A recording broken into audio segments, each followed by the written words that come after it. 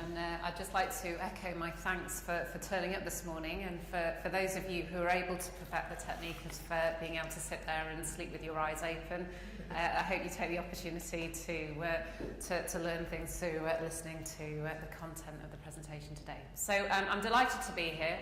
I'm going to take very much a practitioner's view of talent. I think within the HR arena at the moment, we've got some very trendy phrases, and I'm very fortunate to be working in an area of talent where there is an awful lot of focus at the moment.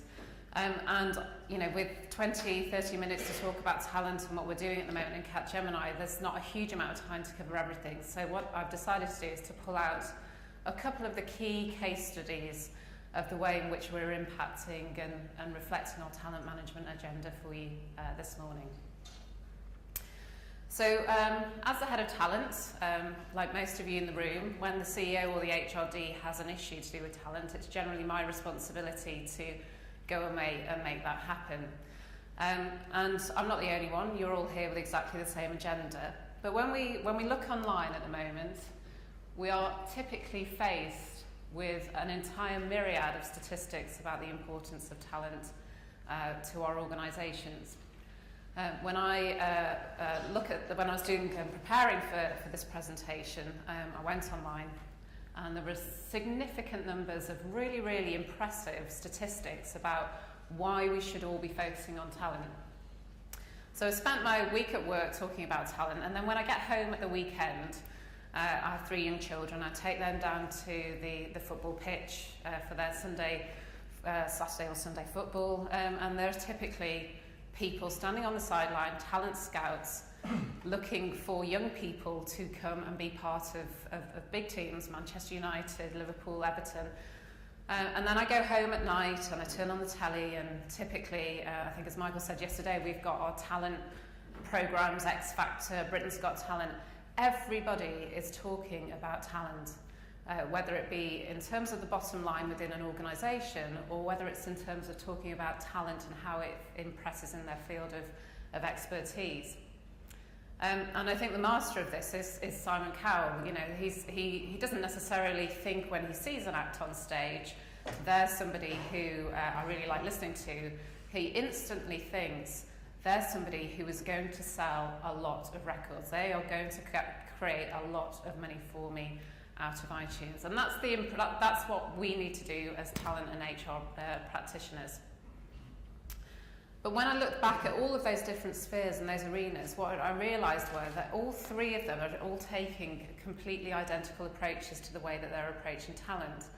Everybody's talking about it, but what all 3 of those different spheres have done, whether it's the talent scout on the football pitch at Junior League, whether it's Simon Cowell and the looking at for new musical talent, or whether it's us as HR professionals within our organisation, we're all taking the same approach. And that's, I guess, what I wanted to showcase with you this morning. We're looking and identifying what talent means for us, and we're understanding how it's going to make a difference, so we define it. We then put a programme of activities which is going to build it, and we have to have some success measures to say, has it had the impact that we expected to? Through that, then, we look at then how, if we're engaging our talent in the right way, are they going to make the difference that we need them to? So if we've got all of those 3 streams of activities in place and we're engaging our talent well, are they returning the impact on the bottom line? So how did we do this in Capgemini? As I mentioned, it's a complex myriad of different activities, and I wanted to pick out just a couple. Most of the different ways in which we approach talent have been talked about over the course of the last 2 days. But there are 2 particular areas that I wanted really to talk about today.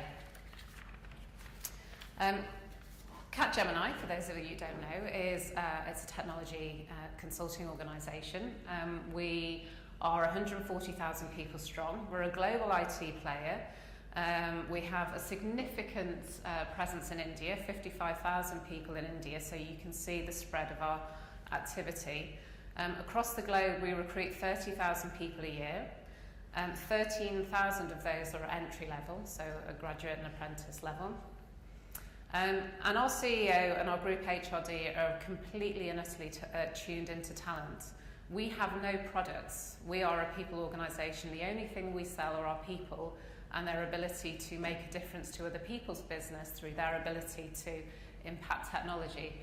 So having no product and having a real focus on people means that for every senior leader in our business, they know that to be successful and to impact their bottom line, they need to attract and manage the talent agenda successfully. So that translates down to me is go and make it happen. So what I needed to do in translating that for the UK organisation was to try and work out the strategic environment that we're working within the UK.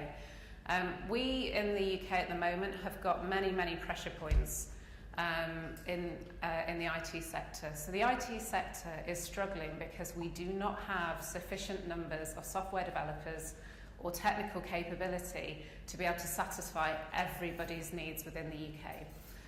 We have 140,000 software developer vacancies in the UK, and it's not just Capgemini that are competing for them.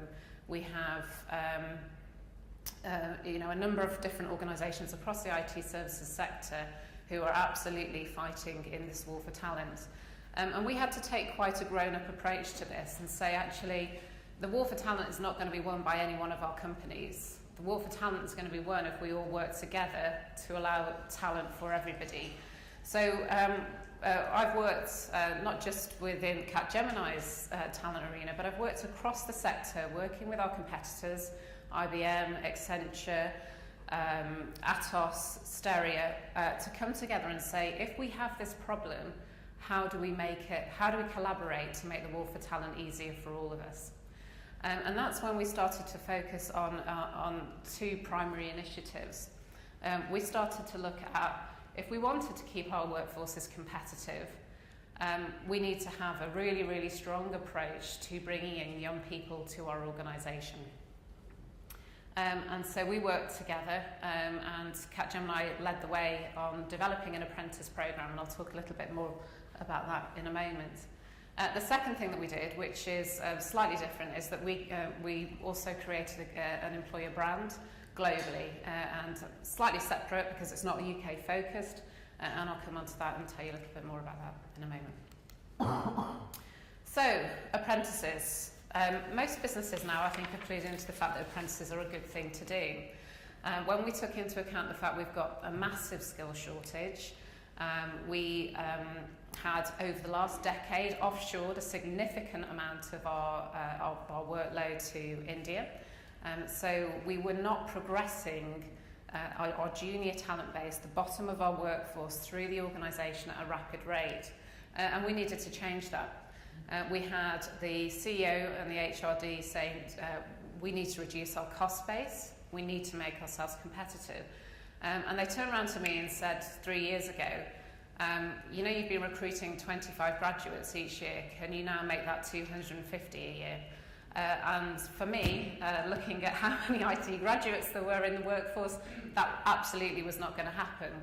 We were not going to win the war for talent by doing what we'd already done. So we went out and we created a brand new way of being able to bring talent to the organisation.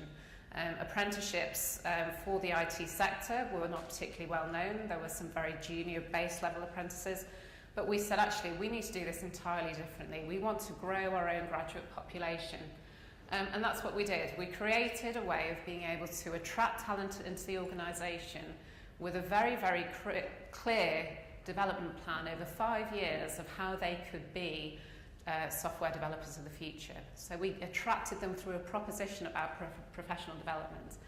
And we've brought them in, we've given them 2 years of very practical training through an apprenticeship, and then we're sponsoring them to do a degree afterwards. So they go on to then start refining their thought leadership and thinking about how can I make a difference. So a brand new talent proposition. A brand new of engaging with a new set of individuals, 18-year-olds, fresh from school, have no idea what software development was about. So that again had its own challenges, and that's where the brand piece came in, which we'll cover in a second. But there were absolutely some benefits for us, and when we were starting to think about what's the impacts in terms of the bottom line, we saw our overall cost of the organisation reduced by 10% as a result of bringing apprentices into the organisation. We realised that through doing it, not only were our clients really, really impressed and happy to see young, innovative, fresh thinking, but they also allowed us to be able to price our work in a significantly more competitive way. And brilliantly, from an engagement perspective, we found that our retention of the apprentices has been much higher than it would be with our graduates. What we find with graduates after 3 years is that 50% of them typically move on to a new opportunity outside of Capgemini. With the apprentices, we are not seeing that trend at all. They're very, very loyal. And indeed, they are lifting the engagement scores of the entire organisation.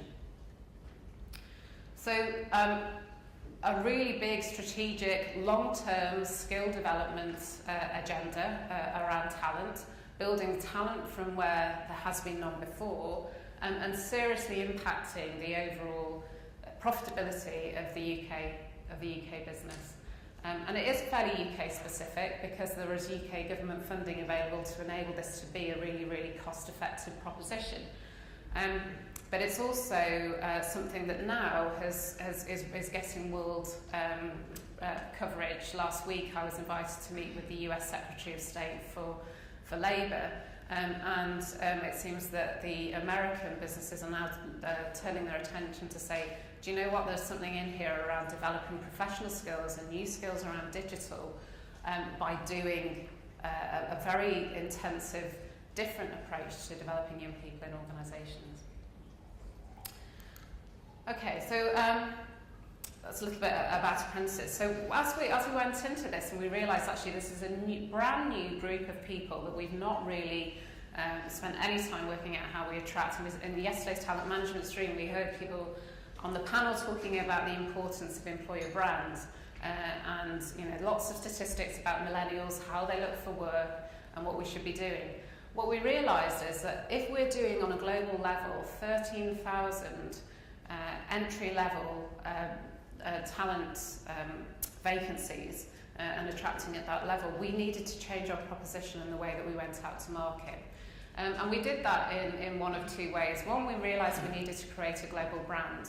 The window of your organisation is entirely open now that we have social media sites, Facebook, Twitter, and we needed to have a way that over 44 countries we were representing ourselves in a consistent way. So we created a global employer brand, which, when you have 44 countries, is not a particularly easy thing to do. Be the you want to be became our slogan, and we used that global slogan to then create local individuals.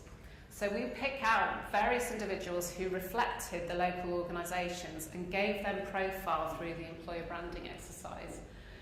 So you can see here we've got one of our graduates, Leo, and he was able then to tell his story about what our proposition was to attract in the younger audience.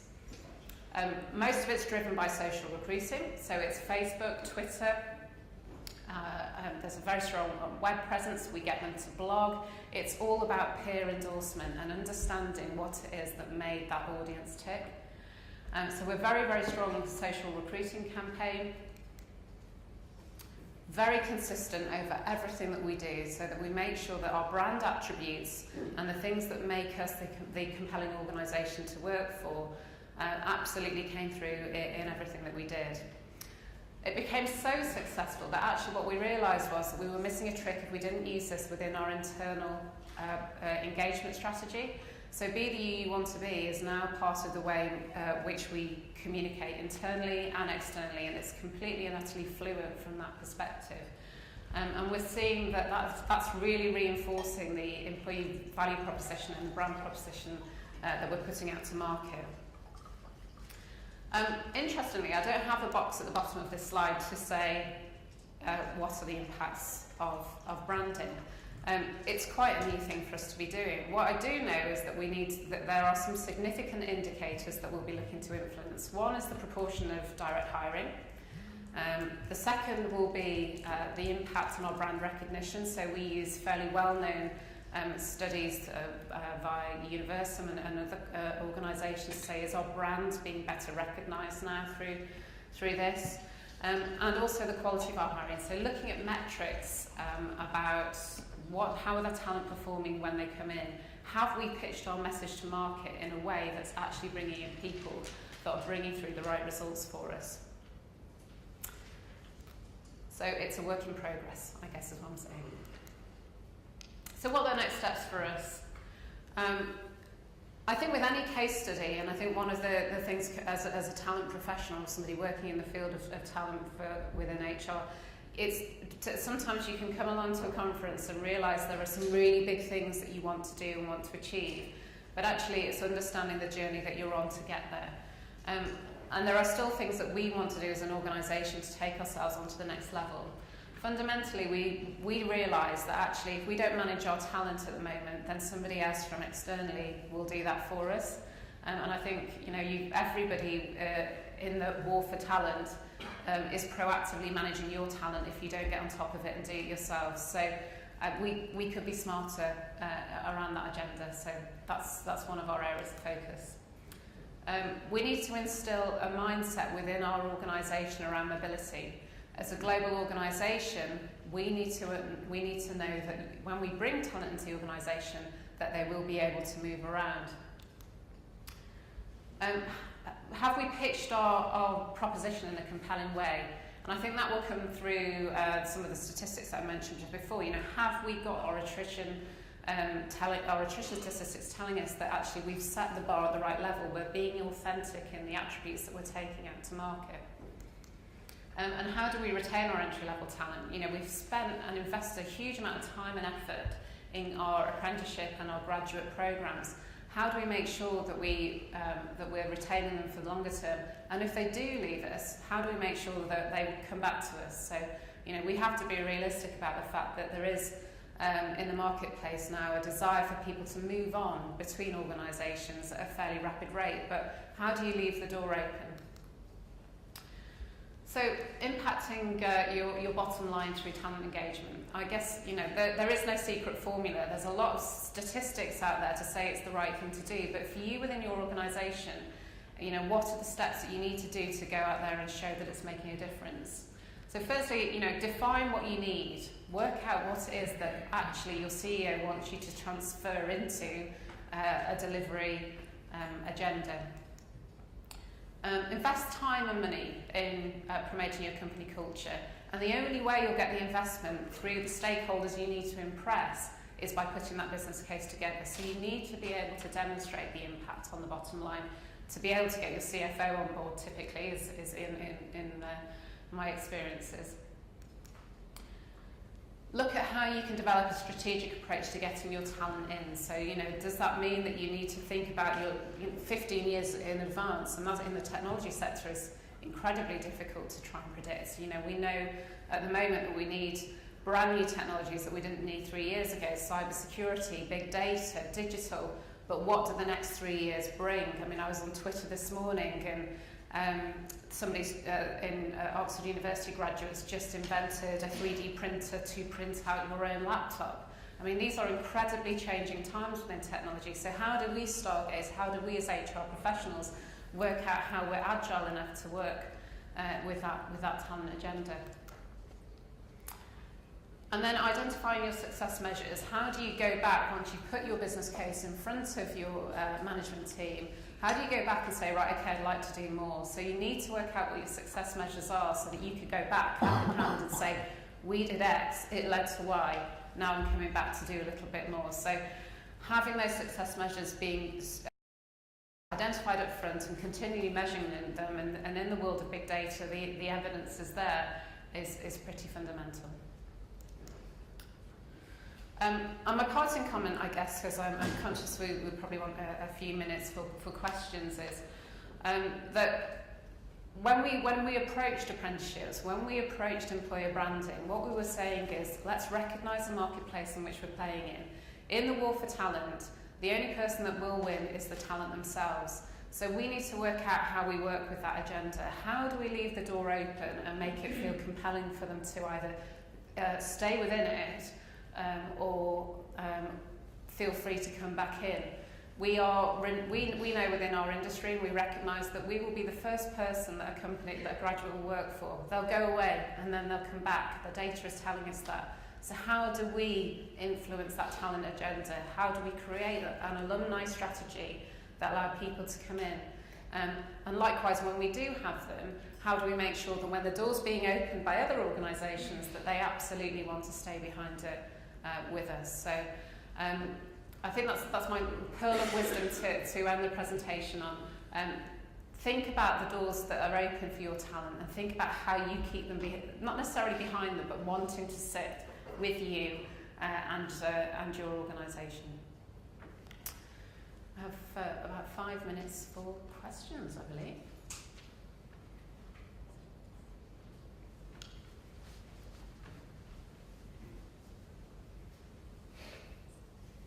Thank you. That was a great presentation, especially in regards to working within the emerging markets. The question I have is, you've mentioned that you were able to get funding for this apprentice program from the UK government for India. Is that correct? So UK government for the UK organisation, and I think most local geographies have funding programmes in place to enable this to happen. So I think Germany has got a very well progressed funding model. The UK government will provide significant apprentice funding, and the US government is now looking at doing exactly the same. So there is a global movement towards trying to give young people, to solving youth unemployment from a government point of view by investing energy and money in making routes and new career paths open to young people through that way. And do you think that this could work in emerging markets where we're really struggling for talent as well? And absolutely. I mean, I think, you know, the UK college system is slightly different. So I think within India, particularly, the university system is churning out some very, very well refined graduate talent. Within the UK, we're not seeing that. We're not seeing the volume. And we're absolutely not seeing schools having the volume of interest within STEM subjects, and particularly for us IT, that we need to. Whereas I think in India, which is our biggest concern at the moment, they've got that, and they've got that nailed. So there's a lot to be learned, I think, from the way of doing business there. And then there's a lot to be learned from the continental European organisations, so, you know, the engineering firms in Germany, who've really understood how you build vocational talent. So I think there's a good blend of global learning and shared best practice that we could get. Great, thank you.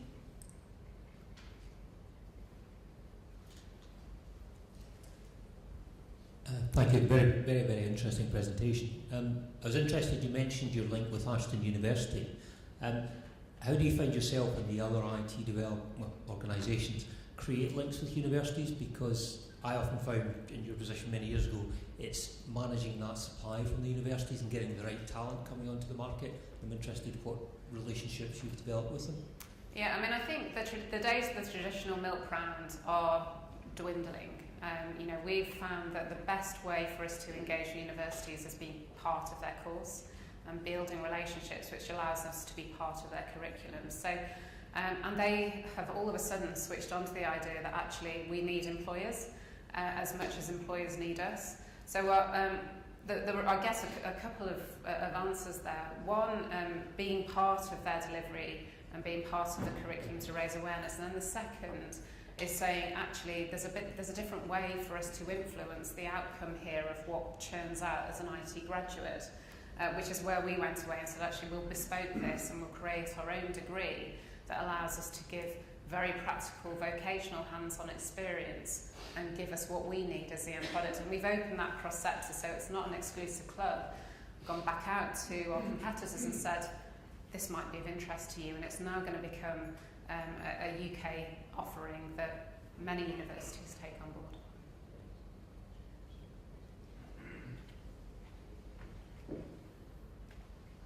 Hi.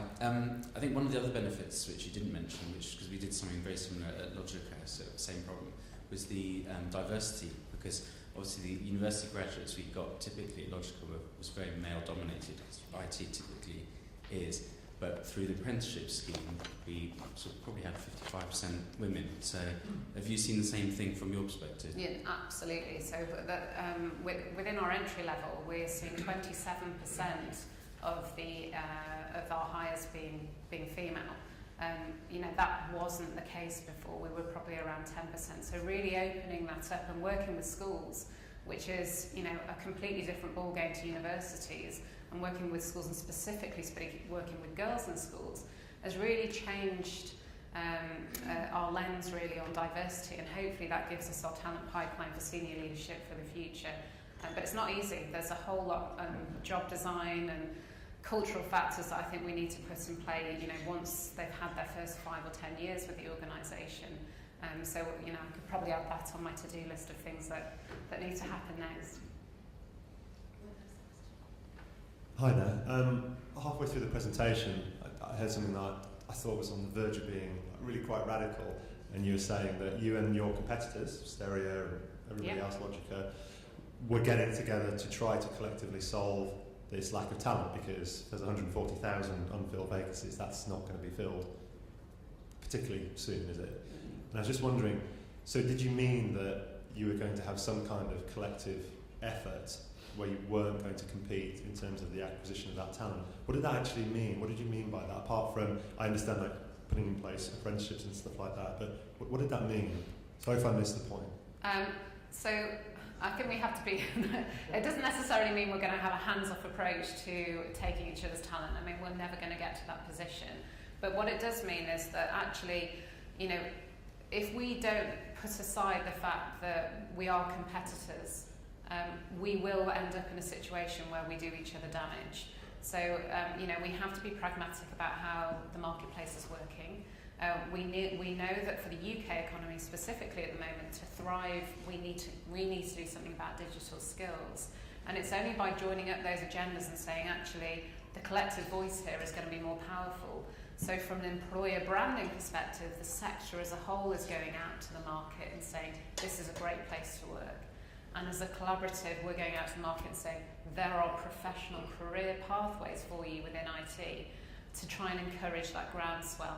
And then it's up to us as individual employers to put our proposition, why us, why Capgemini, why IBM, why Stereo, why Atos, out to the external audience. But, we have, parking all of that aside, we are all fighting for the same talent, but unless we get that talent pool big enough, we're never going to survive. Okay, thank you very much.